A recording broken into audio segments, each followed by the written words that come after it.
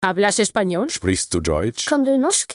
If you used Babbel, you would. Babbel's conversation-based techniques teaches you useful words and phrases to get you speaking quickly about the things you actually talk about in the real world, with lessons handcrafted by over 200 language experts and voiced by real native speakers. Babbel is like having a private tutor in your pocket. Start speaking with Babbel today. Get up to 55% off your Babbel subscription right now at babbel.com/Spotify. Spelled BABBEL.com/Spotify. Rules and restrictions may apply. I turned off news altogether. I hate to say it, but I don't trust much of anything. It's the rage bait. It feels like it's trying to divide people. If we got clear facts, maybe we can calm down a little. NBC News brings you clear reporting. Let's meet at the facts. Let's move forward from there. NBC News, reporting for America. Good evening, ladies and gentlemen, and welcome to the Wrestling Draft.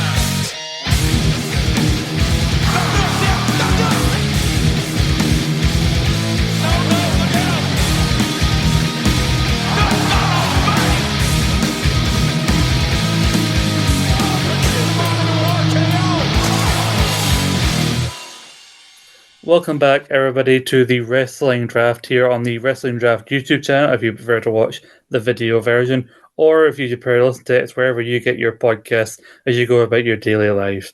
I am your host, Scott McLeod, and we're here as things are still shaking up from Saturday night's main event, stuff that's happening with the major title players. We still have the same two horse races we had last week. We'll give you updates on all that as we have just like 3 weeks, I think, left of the season. And I am joined once again by a man who I'm just going to let him do whatever it is he's got planned on doing. He's back from his holidays. Do it, Hockney. Oh, sorry, I was just finishing my my little meditation session there because given my time in India over the last couple of weeks, I've been learning the very insightful art of Shanti, and I just feel like a whole new man coming back here. And not only that, I've even brought home the Indian god Ganesh with me, which stands for prosperity and wealth, a very fitting symbol of excellence that would do nicely as part of the West End Country Club. So I tell you what, it's nice to be back with a clear mind and a fresh drive towards prosperity and wealth.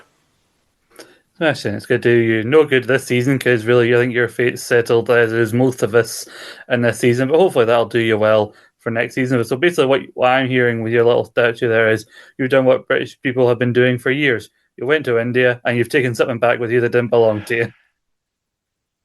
No comment. No comment. Okay then. But I mentioned... Quick, move on before you get us cancelled. Oh, you're well on your way, I'm telling you. But the cultural appropriation all over your Instagram feed.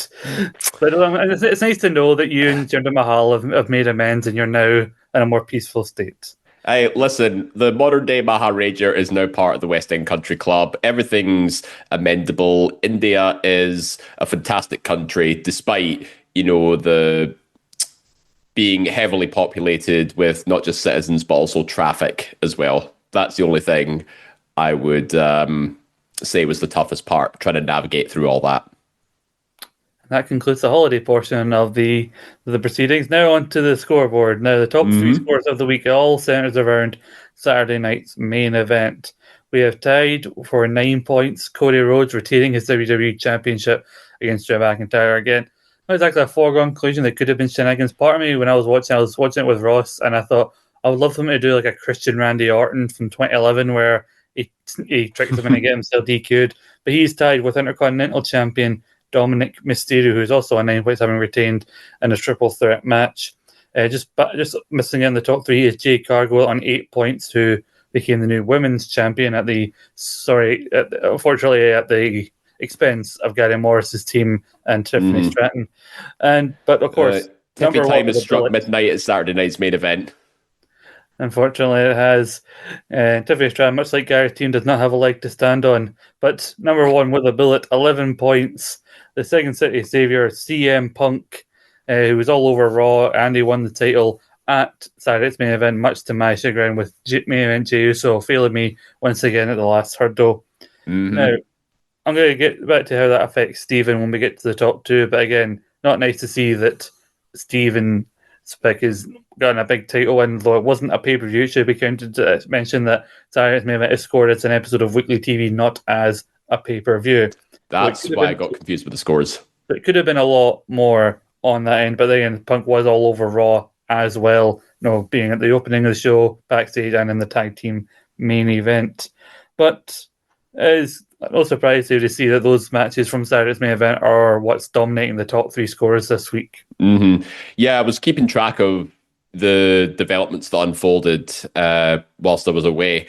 And I'll admit, Cody Rhodes is starting to show some very questionable tactics, despite being this white meat babyface of the company. And it's starting to make me wonder, what's going to be next for the American Nightmare going forward. And it intrigues me as to what's going to happen in future seasons as well, especially with everything that's developed with Jacob Fatu being ruled out for the time being as well. So that's one to keep an eye on. Dom Mysterio has been running rampant this season, as he has done for, I think it was when he became two-time North American champion one particular season. He was just all over the product. And this time around, he's defending the Intercontinental title left, right, and center over the likes of Penta and Rusev. And now that he's hit 200 days as champion, I think he's probably in a prominent position to be at least a round one pick for a long time going forward. Given that,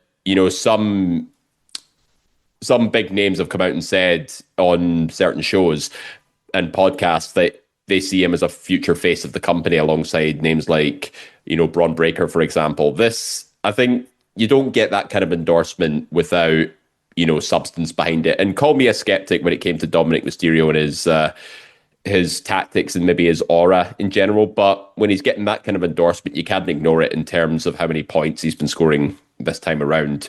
But for CM Punk, though, I think this has been a long time coming. No Seth Rollins cash in to spoil the party, but that was an issue for last season. CM Punk winning the world title is a huge boost for Steven's team, given that, he started to trail behind Team GOAT a little bit.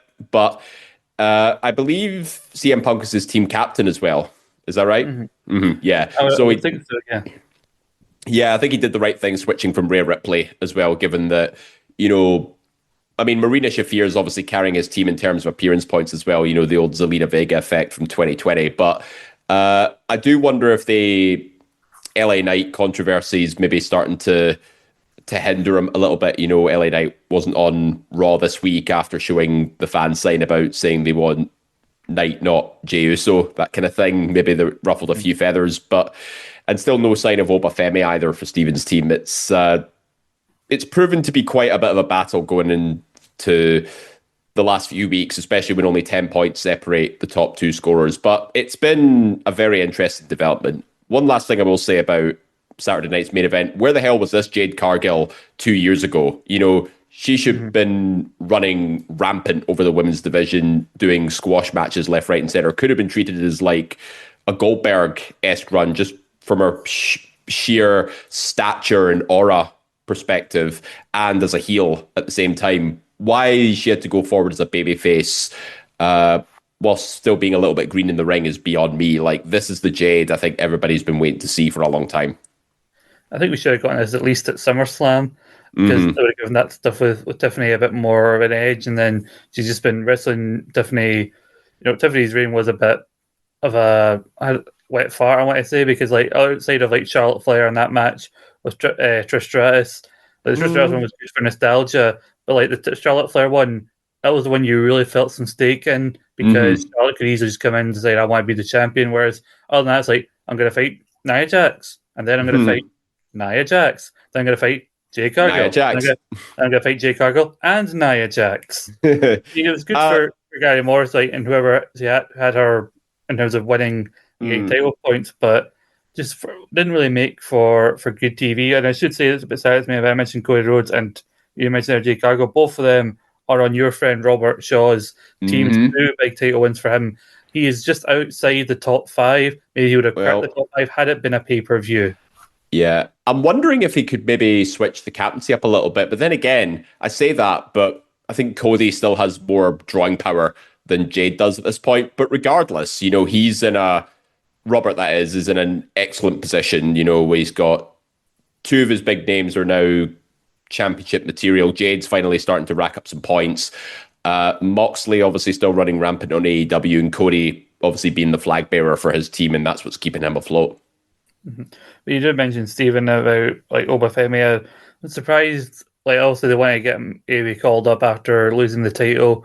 I think maybe they didn't want to keep him around, because they keep him around, he'd have to have a rematch, and they probably don't want to get the belt back. So have him have a big loss, but don't have him lose too often. So if he has two big losses before leaving NXT, that might diminish him on the main roster. So have him lose, keep him fresh, and then pop up. Maybe he'll pop up in this tournament for John Cena's line. He probably won't win it, but it'd be nice to see him in it. So there's that. Also, you mentioned Mira Shafir. Mira Shafir is now properly arrested now, because she's now taking part in the big women's blood and guts match that's going to take place next week on Dynamite. That's true, yeah.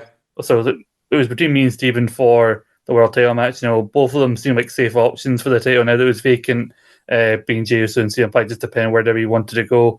They have one, which Stephen definitely needed at this point in the season after being so dominant for most of it.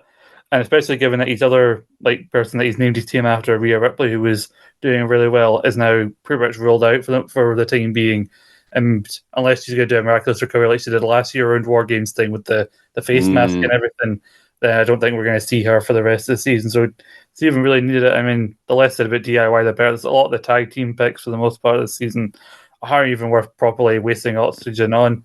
But what is worth winning oxygen on is the overall leaderboard. And Andy Mitchell, I want to say that maybe since Sami Zayn was taken down by the Russians, he has not been the same, and he's going down all the way to last place, 170 points, the man without beer. And Gary Kernan, again, a man whose fall must be studied, 176.5 points with Team Versera. And then jumping up to 186 points is JP, and then myself 193 points. Yeet dreams are made of these. Once again, Jey Uso has let me down. Then jumping into the 200 range with a fucking... The fact that Grant McRobbie's just ahead of me, despite everything that's going on with his team, Rusev losing, Seth going away, he's on 204 points. Yeah, I know better than you then. Is the Essex Elite Dance Jameson on 250 points, tied with yourself, Dave, on 250 points with the Western Country Club. Then we jump again to Iguana Dance with somebody, 225.5 points is Robert Shaw. How does it feel, Dave, to be, and I'm going to say business, to be behind someone who's got Mr. Iguana on their team? Oh, don't even start. But I'll tell you what, at least I'm above somebody that was using AI to select their team. And Andy Mitchell did call me out at the start of the season saying he was going to beat me. Well, how's the view from down there, Andy? That's all I'll say on that. Well, he called you out because you were very condescending about his draft choices. We should call it. And the proof is reflected in the pudding here. I mean, look where he's sat at the table at this point. Yeah, Sami Zayn was only going to carry him so far, unfortunately. And he did do well with the US title Open Challenge run, but Ilya Dragunov obviously took a big, massive shit on that. And, with obviously the Judgment Day losing the tag titles as well, it's not doing him any favours. 230 points with the Draft Bastards, I mentioned Robert Shaw, just outside of the top. Then we jump up to 248.5 points with Alan 55 and counting. Some surprises in his team, keeping on to that top five. But also, like I mentioned, the second last week of the season, we're not going to talk about here, but we do have another big pay-per-view coming up for AEW, so that could keep him in the top five. He's definitely not winning, though. This is, as I mentioned, a two-horse race now, not to just diminish Alan's achievements so far. 249 points, just a half point ahead of him. I promised to delay that other Brock, Tom Brock, who has been providing very well this season. Me and David Campbell are giving him very much his props last season, as we were with Guy Moore for the Tsunami time. But unfortunately, Tiffany's letting you down. You're keeping you in bronze position right now, 252.5 points. And then just 10 points separate second and first, 270 points straight edge brutality Team Wilson, but 280 points with Team Go. And it's interesting because I would have thought that David Campbell would only keep the number one position over Stephen had CM Punk not won at Saturday night's main event. But I'm seeing, clearly I don't know what I'm talking about sometimes, and this is one of those occasions, but it's probably still not great for David Campbell for Stephen Wilson to have gotten that win so early, because it's weird that we're so close to Survivor Series, but also partly because of Seth's injury messing up any War Games plans. Survivor Series, we have no idea what the hell is going to happen there. Is Punk going to get a failed defense? Is he going to be involved in War Games? A big match for Steven and CM Punk getting a win at Survivor Series would be disastrous for the GOATs. Oh yeah, like Steven's going to have to put all his eggs in the CM Punk basket at this point, especially if Punk can walk away with the victory at that front. Like, I mean, obviously with Logan Paul now back in the mix, it makes me wonder, are we going to see a World Heavyweight title defense against Logan somewhere down the line? Or are we going to see them both in War Games, to sort of fill the void that Rollins left with his injury? That's going to be one to watch. But Team GOAT, I think Stephanie Vaquer definitely proven to be the juggernaut of his team at this point. 120 points overall for her. And currently, I think she's seventh highest scorer overall at this stage, behind Moxley, Kyle Fletcher, Ricky Saints, Dominic Mysterio, Bronson Reed, and Jey Uso. Jey Uso and Bronson Reed both the highest scorers of the season thus far. So it's been good for GOAT that Stephanie Vaquer has been featured a lot on TV as well. We obviously teaming with Nikki Bella and getting appearances as well under that. Like they're putting all the eggs in Stephanie's basket, and I can see why as well. She's a massive draw. She's got the aura. She carries herself well as champion. And I think GOAT struck, literal gold with Stephanie in this one.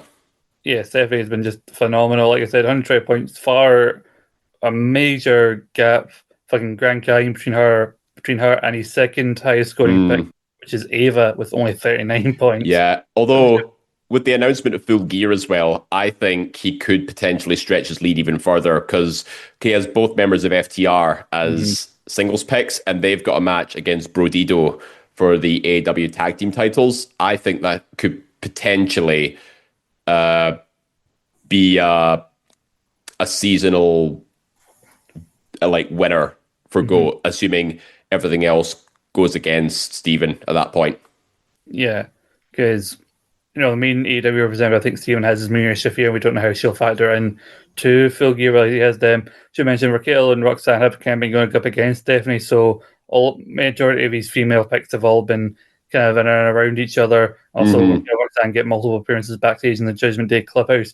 We are having Raquel versus Stephanie on Raw next week for the World Championship, which I think will then lead on to a Roxanne Perez match with Stephanie for the title. So Stephanie will get past Raquel, and also GOAT will get appearance points when Raquel has Roxanne also come out with her and have a backstage segment, plus title retention points for Stephanie. So he won't lose anything if Raquel loses, so that can only be a boost. Plus FTR, he's counting on that and hoping that Punk maybe just mainly does appearances going forward and maybe doesn't defend the title too much between now and the end of the season in order to basically keep Steven at bay at this point and keep that gap open. Yeah. I think Team GOAT's in a better position in the build-up to Survivor Series, especially as you mentioned, she's got a title defense against Raquel, and the negative impact of a title loss won't impact Team GOAT because he has drafted Raquel and Roxanne as a tag team. So he'll get the appearance points for them, and I don't imagine Stephanie's going to drop the title that soon. So it's a win-win for Team GOAT at this point. Plus, there's the whole thing about Sosako, the MFTs versus the White Six. Is that going to actually become anything at Survivor Series? We still don't know, so we'll have to keep an eye on that, but it's definitely between those two. But massive dues to Gary Morris, Don Bro, Alan Lucas, who have those three have also been nipping in, trying to be like the underdog, the independent candidate in this two-party system we have going right here with Robert Shaw recently just sneaking, with the occasional person trying to sneak into it, like Gary Kernan and Robert Shaw, some of which successful, some not. But Dave, you're back now. You're back from your holiday, back to work. You need to get back to your responsibilities and give us the Listeners League if you haven't gotten to it. And to be honest, I was expecting a bit of a shake-up given the amount of injuries that have impacted various people's teams. But as it stands, the overall standing seems to be relatively unchanged. So 5th place for the Listeners League, we have Lee McAteer with Mac Attack on 275.5 points. 4th place is Gordon with I'm Not Too Fussed on 280.5. Well, he better get fussed because he's still carrying himself around in the top 5 here. Breaking the 300-point barrier, we have 3 guys there. First off, Anthony Fitzpatrick, include Impact Points 2.0. We'll get to that. Second place, Ross Brady, the big Ross man, on 305.5 points, but still leading the charge despite a couple of injury setbacks. It's Big Alan Laurie with Draft Balls 3, the search for Draft Balls 2, on 333 points. So bear in mind, Big Alan's team has lost Seth Rollins and Sol Ruka to injury, but what's carrying his team forward is John Moxley and Braun Squared, both of which seem to be very big focal points on their respective brands. That coupled with Nick Aldis's appearance points all over the SmackDown brand, and Chelsea Green doing double duty across NXT and SmackDown. She does have a United States title match against Julia on the upcoming edition of SmackDown. Whether she wins that still remains to be seen, but I wouldn't put my eggs in that basket.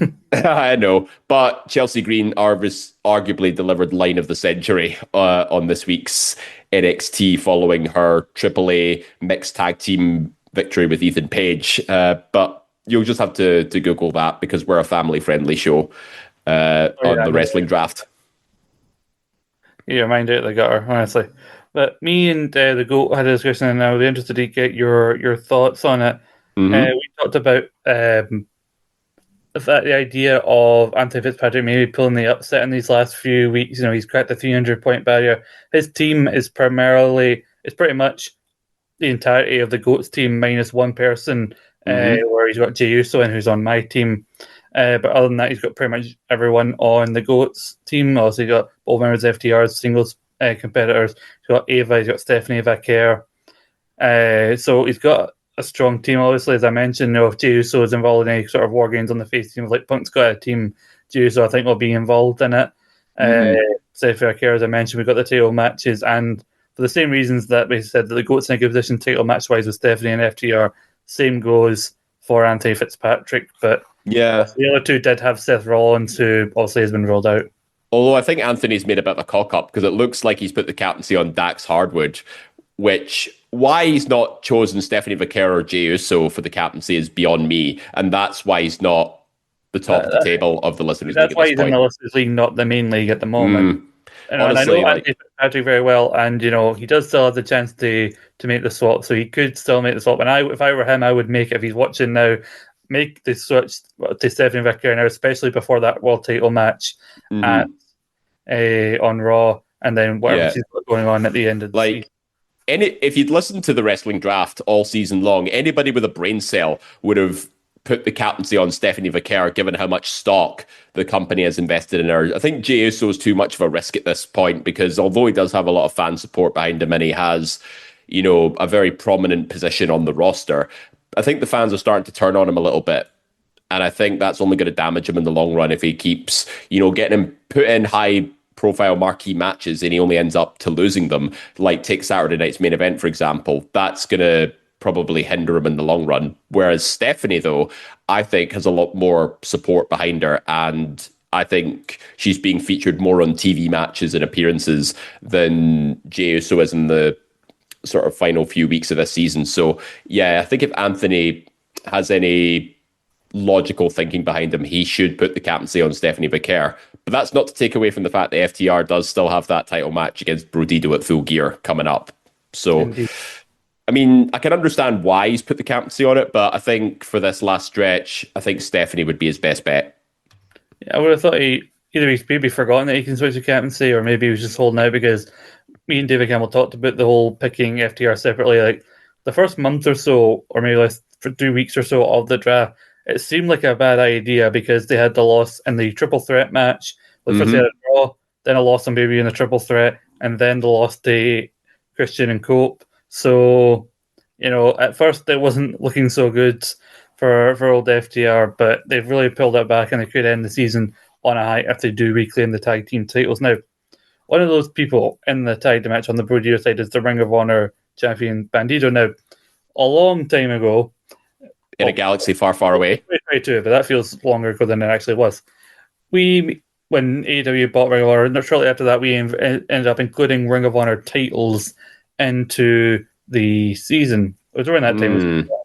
Ring of Honor belts were included only if they were defended on AEW, so we weren't carrying Ring of Honor shows, Ring of Honor pay-per-views, or anything like that. But we ended up including Ring of Honor titles as long as they were defended on AEW TV. If you had a person with Ring of Honor title, then that would count. And it seemed like a good idea at the time because they were all over the shop. But really, that's not been much the case. I mean, Bandido, sometimes they barely even acknowledge the fact that I think he is Ring of Honor World Champion when he comes out with Brody. I mean, he still carries the belt, but they don't really talk about it. And I've been saying it Royal like in the draft chat, and I think an argument needs to be made going forward in next season. I mean, we could argue we should have encountered TNA belts a lot sooner than we have, both with our partnership with AEW and now with WWE when we've got Trick Williams, former TNA champion. We've had Kalani Jordan, still the Knockouts champion. She defended the belt against Jordan Grace recently. She's set for another defense on NXT TV with Gold Rush coming up. But I should also argue, I think that maybe I want to raise the argument that AAA belts should start being included from next season. Because, we've got Dominic Mysterio appearing every week with the AAA Mega Championship. You got tag team champions, as you mentioned. The whole of NXT and the final segment was built around Ethan Page and Chelsea Green coming out with those mixed tag team titles. And that's setting up a title match against D. Hill and Joe Hendry at Gold Rush. So the belts are always, plus we got the Worlds Collide that come up every so often, which are scored like the same way Saturday's main event. It's basically like an episode of TV, like a special, I think. Can't remember if they are scored the same way, but anyway, those do count for draft points, those Worlds Collide shows, which is part of the reason I think that bloody Matt Smith even chose Mr. Iguana in the first place. But and AAA belts are defended on those shows as well. So you could argue there are some valuable points, especially with the crossover. Like a lot of the crossovers happening, with the exception of Dominic Mysterio, with the AAA title, the Mega Championship, a lot of the crossovers happening with NXT. It's like NXT TNA. AAA, as part of the School Rush and Evolve, but who cares, really? Yeah, but I'll tell you what was full-blown Operation Mindfuck this week that was TNA superstar Joe Hendry challenging for the AAA Mixed Tag Team Championships with Thea Hale again on an NXT show. That's like AEW logic really seeping into WWE's programming, because obviously, with AEW, they have Ring of Honor, they've got New Japan, brought in as well, and I think they've also got CMLL. That's it, yeah. So yeah, it's a lot of cross-branded promotions seems to be the forte of both major promotions at this point. But I wouldn't be against the idea of having the AAA titles being scored, but under the same condition that I think the TNA titles should also be considered part of the scoring, as long as they're defended on WWE programming. Oh yeah, that is the main caveat, that they have to be defended back on WTV. I mean, if it's a WWE talent who's doing the crossover between the two shows, but as long as they're coming out on WTV or NXT TV with the belt and defending it weekly enough, then title points still count. Even if it's somebody who you have later lower down, I wouldn't have one of those people, with the exception of Dominic Mysterio being your first round pick. But let's be honest, Dominic's success as a first round pick is mostly due to the Intercontinental title rather than the. But I do think something is being cooked up between him and his dad, which may result in something for the Mega title. The whole argument about the best Mysterio, the King of the Luchadors, back and forth that they had. I think it's definitely leaning to something between them with the Mega Championship involved. It's just what's crazy as well, Rey Mysterio returning from injury since WrestleMania time. He's 50 years old, right? And he's had about umpteen knee surgeries, and yet he's still moving around like someone half his age and delivering 619s at top speed. It's mad how, Rey Mysterio's longevity has been documented, and he's already a Hall of Famer. So I just feel that there's potentially some points being left on the table there, especially for your lower round picks, if you want to get them in there. I mean, Joe Hendry being picked, he's not been picked here. I think he has been picked in past season. I think it's pretty much I think they pretty much reported that early 2026, when his TNA contract's up, he's pretty much going to be WWE bound full time. He pretty much is full time on NXT at the moment, but he's not fully under contract. I think he will be by early 2026. So, Joe Hendry, you got to sign up. But look at some of these points here from a Chelsea Green or Ethan Page with these belts. I think we're really missing out on. It could end up to nothing, but I think it's worth having an option if they're going to keep this partnership going with events like Worlds Collide and Gold Rush that they're doing on NXT. Yeah, I think Ethan Page is single-handedly saving my season from finishing bottom because, he's been defending the NXT Canadian Championship left, right, and center against all comers. I think recently defended against Dr. El Hijo. Hijo de Dr. Wagner Jr. Thank you. Dr. Wagner, that's him. And then there's Dr. Wagner Jr. Dr. Wagner. Yes, yeah, Dr. Wagner. Then there was Dr. Wagner Jr. I thought, oh, it's already a junior. Dr. Wagner Yeah. Jr. And that partnership with Chelsea Green as well, I think previously I said, this could be something to keep an eye on, but it's very, very sort of on off a little bit, obviously with Ethan Page focusing primarily from a single standpoint. But now that we've got the partnership with Ethan and Chelsea and they're AAA mixed tag champions, this could potentially add a bit more eyes on, AAA related titles and AAA related superstars as well. So the argument is to be had for AAA titles to be contested on WWE programming. I mean, you mentioned how well he's only your second highest scorer behind Charlotte and Alexa, but in terms of singles picks, he's the highest scoring singles pick you've got. Think of the points you're missing out on if he retains with Chelsea at Gold Rush. Yeah, to be honest, if I put the captaincy on Ethan Page at the start of the season, I would still only be, scoring slightly higher than I would be at least 6th place, so it wouldn't be a massive difference in the grand scheme of things. Yeah, well, I think he's had 4 tail defenses so far. He's doing against Tavion Heights. 2 of them have been on pay-per-views or PLEs, if you want to say it. Tavion Heights, El Hijo de Dr. Wagner Jr., Mustafa Ali, Tyler Breeze, for God's sake. And then, if the AAA belts were counted, you'd have potential points coming up at Gold Rush at the end of November. Yeah. So you're missing a point. Yeah, I think it's a bit late to have the captaincy on him at this point. I think my best hope of getting a huge surge in points is if Charlotte and Bliss are both included in the women's War Games match at Survivor Series. I'm starting to think maybe they will be, because I'm trying to think of what the women's War Games will be, because they'll insist on having one for each. And I think it'll be on one side, maybe Raquel and Roxanne teaming with the Kabuki Warriors, and I don't know Becky Lynch. Maybe Becky, I don't know who the 5th would be. And then also Charlotte and Alexa on the other side. Io maybe on the other side. Rhea cleared to come back.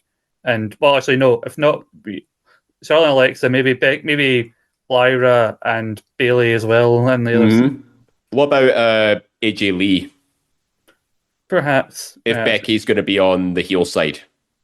It depends, but it seems like the women's tag scene, I think it's getting a lot more focus than it feels like, or maybe Stephanie Vickers, she's still feuding with Raquel and Roxanne. But it feels like the tag team scene is being built up mainly so that they've got multiple women to do War Games with. Because you made the pick very quickly to have Charlotte and Alexa. I mean, it was discussed before as a pick, and you were right in there and got it. But much like FTR on David's team and Dave Campbell's team, it took a while for them to really get rolling and get the right title wins. Because the speed in which they had the match with Buddy Saul and Zarya on SmackDown, and then we're immediately on to Charlotte, Bailey and Lyra the following week, and then they got one on Raw this coming week against the Kabukis. Although I would worry about that being ruled as a draw and being a bit involved to then later. So shenanigans are afoot potentially with that one. And that could easily set up the War Games match as well. So does anybody have the Kabuki Warriors as a team or just separately? Because I can't remember. I know you have Io, obviously. I've got Io Sky. As for the Kabuki Warriors themselves, I don't believe they've been drafted as a team. I think Asuka might have been left out originally because she was just coming back from injury. And Kairi Sane, I think, was left undrafted as well. Yeah, I think it was just the timing of Asuka's injury, and obviously, Kairi not really doing much as a result. No, I think they're undrafted. Fair enough. But yeah, in the next couple of weeks is going to be interesting to see, because they've created some big title matches both on NXT with Gold Rush for the next couple of weeks, but also on what the matches they've scheduled for Raw, and then also got 2 pay-per-views coming up. Because you've also got Ricochet, who there's I don't know what chance there is about him winning that new national title that AEW announced, but the fact he was in a segment this feud with the Hurts syndicate set up either means you'll win it or you'll You get never caught know. by one of them or something like that. But yeah, there's As another. long as the gates of Agony are running wild, I think Ricochet's got much of a chance as anybody. Although I must admit, if they're still going with that red strapped, gold US design on the front, I'm personally not a fan of it because it looks too similar to the NWA's version. I think it was meant to be by design because they mentioned how long it's been since there was a national title on TBS, so they're.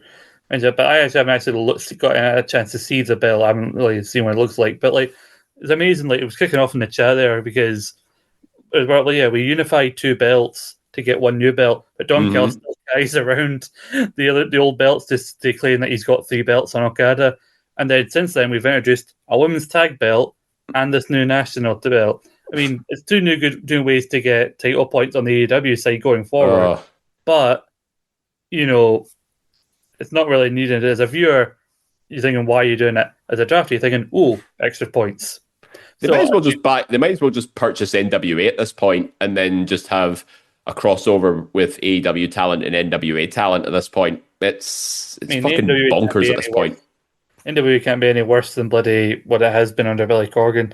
But anyway, it's food for thought in terms of what we were talking about with AAA, by extension, the TNA belts, because we did have that big showdown show recently. But since it happened, it seems like that the timing of that just seemed to be, AEW's moving to Tuesday that week. Let's have a big crossover show, because really nothing has come from that other than the Cole Kalani Jordan storyline. That's something. But anyway, I think Kalani Jordan's finally found her voice as well, which I think is something that her character's been missing, because she's got the in-ring work, but as a heel, I think this is what's going to carry her forward. And I think she was undrafted, but again, if TNA belts were counted, she was all over the shop. Beating Jordan Grace, who is drafted, having multiple segments on this Peaks with NXT and winning a non-title match, and setting up a triple threat match to cap in at Gold Rush. But anyway, what do you guys think? You guys listening, using the Listeners League, or anyone in our current main league, let us know on Twitter at wrestling_draft. Let us know in the comments below on the YouTube video or on the podcast feed. Would you be interested in expanding the reach of belts that can be counted here? Because if there's going to be all these belts flying around in wrestling, we might as well benefit from them here in the draft. Because there's as much wrestling as there is, there's as many bloody belts popping up all over the place. Bloody speed titles can be counted now, I believe, that they've been brought into NXT, so there's that as well. Yeah. Although Sol Ruka has vacated that as well because of her injury. Yeah. But there's always El Grande Americano and his men's speed. Which is going to be decided next week on NXT. Anyway, let us know what you guys think about that, and make sure to subscribe to the Wrestling Draft YouTube channel. Give us a like, rating, or review on your chosen podcast platform if you prefer. In the audio realm, give us a rating. We recommend it to a friend if they're interested in this kind of thing, and they'd be interested in getting involved in the Listener League and potentially in the main draft itself.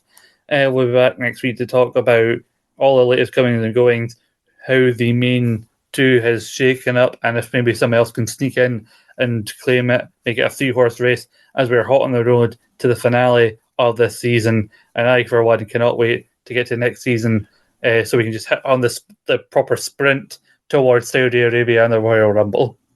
Oh yeah, I forgot the Rumble was in Saudi this year. But I don't know what I was going to say about that, but there's that. And then she mentioned people after that, the Mania to the Rumble to Mania season starts, which is always exciting, which will be the first time under the rest strata for keeping that format, that we get the tag team format. So that'll be a fun thing to go back to. But until then, something to enjoy. David, it's nice to have you back once again. I'll go back to learning the art of Shanty. So while you close us out, you do that, and hopefully he wraps that patter next week. But until next time, I'm Scott McLeod here with the Zen David Hockney saying goodbye. Tune in next week, same draft time, same draft channel. This podcast is part of the Sports Social Podcast Network.